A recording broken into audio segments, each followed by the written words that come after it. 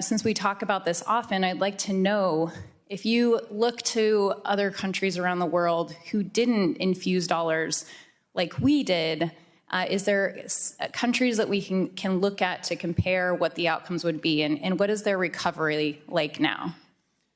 Our recovery is by far the strongest of any country. And I would say inflation that we have is actually, everybody has very high inflation. The EU, the United Kingdom, many countries within Europe as well. Thank you. That was my next question, is how we compare to other highly developed economies on our recovery. So it sounds like in the emergency that we were in, the hopefully once in a century global pandemic, that the United States ultimately met the moment, and that when the American people look at what has been done, we should feel really good about where we are, but we know we have a long ways to go.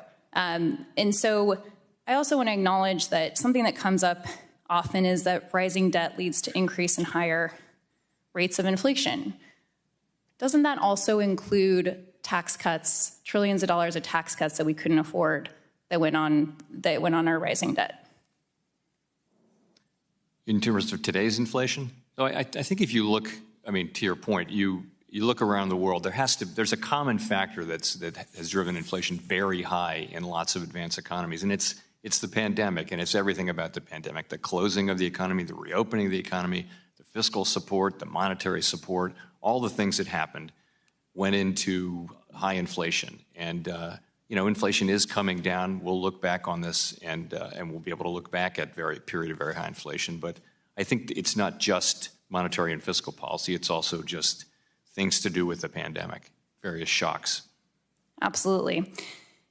It's hard to believe where we were a few years ago and where we are now, although we do have challenges ahead.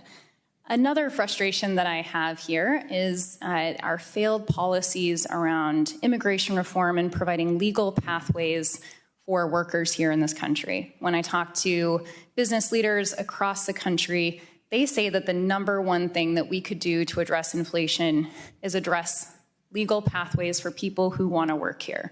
And so, while I recognize you say your job is to address inflation, you are still limited only within the tools that you have.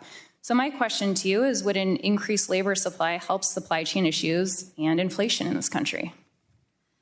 So we're seeing that now very much. A little bit to our surprise, we've seen a bounce back in labor force participation and also a significant return to the prior trend in immigration. And that we believe, and most analysts would say that that's part of why employers are finding the labor market to be a little bit less tight now. It's still extremely tight, but that more labor supply is helping the labor market get back into balance, including through immigration.